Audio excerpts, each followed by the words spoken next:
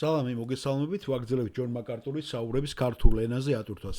ეს არის ბიბლიური კითხვები და პასუხები. ის ქალბატონი, რომელსაც წინა კითხვა დასვა, ეხლა აგრძელებს და საუბრობს. მადლობთ ჯონ. შემდეგი კითხვა არის იმის გათვალისწინებით, რომ როგორც ჩვენ გადავრჩებით, ჩვენ ვიცით, რომ იესო ჩვენ არასოდეს არ მიგვატოვებს. და ეს მხოლოდ შესაძლებელი გახდა იესო ქრისტეს სიკვდილის შემდეგ.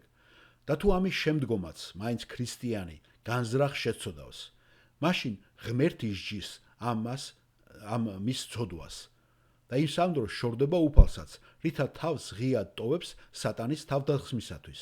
და ჩემი კითხვა ასეთია, ამ დროს ღმერთი სჯის მას თუ სატანა სჯის ასეთ ადამიანს და მე ესე დავასათაურე, როცა ქრისტიანი მორწმუნე შეგნებულად ცოდავს, ამ დროს ღმერთი სჯის მას თუ სატანა და ბატონი ჯონი პასუხობს. ჩემი პასუხი ესეთია, ორივე.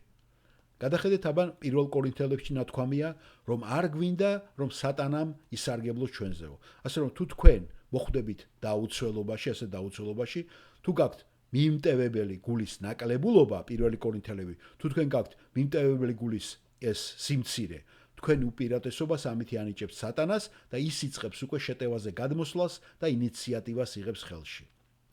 გახსოვთ ხომ, ჩვენ ვიბრძვით არა და ვეჭიდავებით არა ხორცსა და სიცხლს და გახსოვთ ამის წინააღმდეგ კი არ არის ჩვენი ბრძოლები, არამედ სულიერი უხილავი სამთავროების უფლებამოსილების წინააღმდეგ.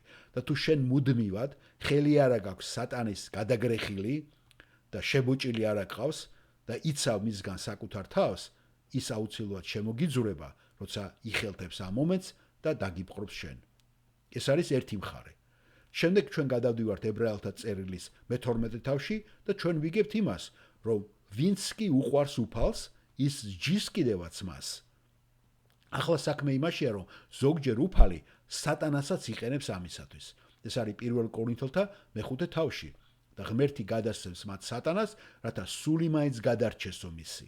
ასე რომ ღმერთი ძალიან ხშირად იყენებს სატანას, როგორც თავის აგენტს თავის საქმის შესასრულებლად ამ მორწმუნის დაზაში. გასაგებია, გმადლობთ ამ კითხვისათვის.